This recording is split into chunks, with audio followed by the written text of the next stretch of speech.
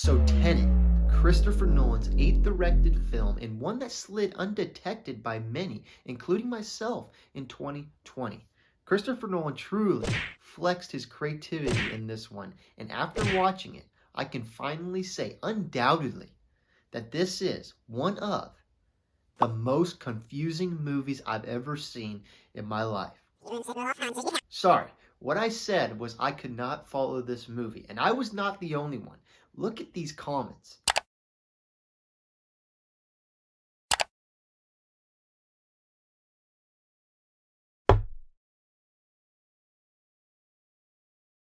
The whole film's premise of time aversion is so unique and eccentric, but a gift and a curse. The curse being, it's so hard to follow along. At least for me, the time inversion paired with the quiet dialogue gave me an uphill battle trying to understand and follow this movie. It's a movie you have to lock in for. It's either you turn the TV all the way up or you turn the subtitles on. Without that, good luck. Christopher Nolan even knew what type of movie he was making and how hard it was to digest, putting this scene in that was talking directly to the audience. Made it happen. Don't try to understand it. Feel it. Now this makes sense and I get it, but understanding the movie would enhance the feel and vice versa. Either way, there's definitely some truth in it. I wasn't just confused by the movie, I was confused internally. I was not able to follow along with this movie, but somehow, some way, I still enjoyed it. Now I won't lie, it's definitely not my favorite, but I still enjoyed it, and a big part of that is what made it confusing, the time inversion. Although being very confusing, it was such a cool element and something that I have not seen another movie do. It gave the action scenes in the movie as a whole a freshness and an awe to it.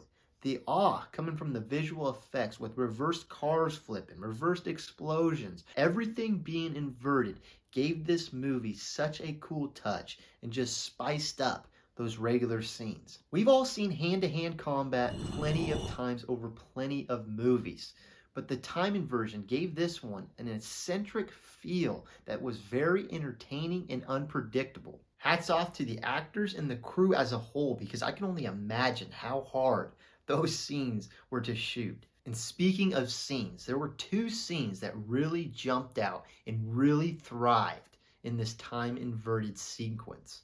The car chase scene and the airplane scene. If I'm not mistaken, I'm pretty sure the airplane scene was all practical and it was a real plane that they actually bought, which is just insane. These practical effects and these stunts is really what separates Nolan from the rest and gives his movies just a realness that is unmatched. Now, to come full circle, the last thing I really enjoyed about this movie was the feel of the storyline. What I mean by that is I wasn't lost completely and I was able to follow bits and pieces and see the potential of the story when I truly understand it. The tie-ins at the end were so well done and it was very cool seeing them in different perspectives and gave another twist on time travel.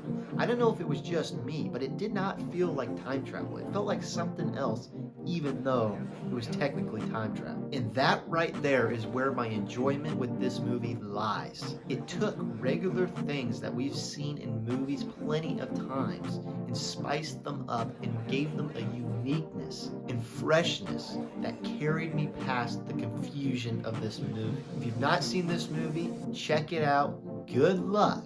But even if you are confused, stick with it because I feel there is some enjoyable moments too. Anyways, that's all I have.